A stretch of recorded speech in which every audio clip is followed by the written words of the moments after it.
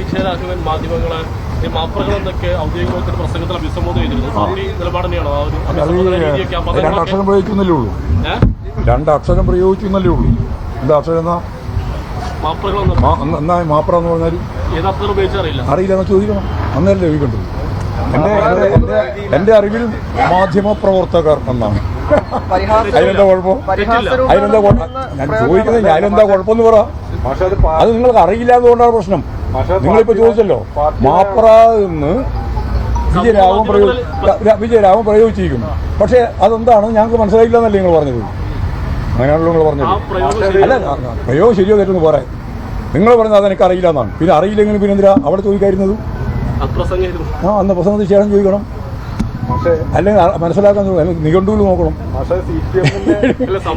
ഏതെങ്കിലും രീതി നോക്കണ്ടേ നിങ്ങൾ? വെറുതെ എന്നോട് ചോദിക്കുക. മാപ്ര എന്ന് പറയുന്നത് കൊണ്ട് എന്താ അർത്ഥമാക്കുന്നതെന്ന് ഞാൻ അറിയില്ല. പക്ഷെ പൊതുവെ പറഞ്ഞു കേൾക്കുന്നത് മാധ്യമ പ്രവർത്തകർ. അതിന്റെ ആദ്യത്തെ മാ പിന്നെ പറ. മാധ്യമപ്രവർത്തകർ എങ്ങനെ പരിഹാസം വരുന്നത്? മാധ്യമപ്രവർത്തകർ എങ്ങനെ പരിഹാസമാകുക? മാധ്യമപ്രവർത്തകർ മഹനീയമായൊരു ജോലിയല്ലേ. അതിനെന്താ മാധ്യമപ്രവർത്തകർ എന്ന് പറയുന്നത് കുഴപ്പം? ഇനി എന്താ നമ്മൾ വിളിക്കേണ്ടത്? പിന്നെ അല്ല, നിങ്ങൾ ചോദിക്കുക പറയും മാധ്യമപ്രവർത്തകർ എന്ന് പറയുന്നതിന് പകരം നിങ്ങൾ എന്താ വിളിക്കേണ്ടത്? അത് വിളിക്കാം, നമുക്ക് പ്രശ്നമില്ല.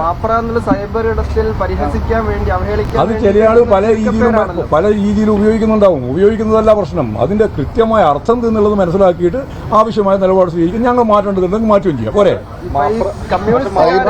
ധാരാളം കാര്യങ്ങൾ വരുന്നില്ല.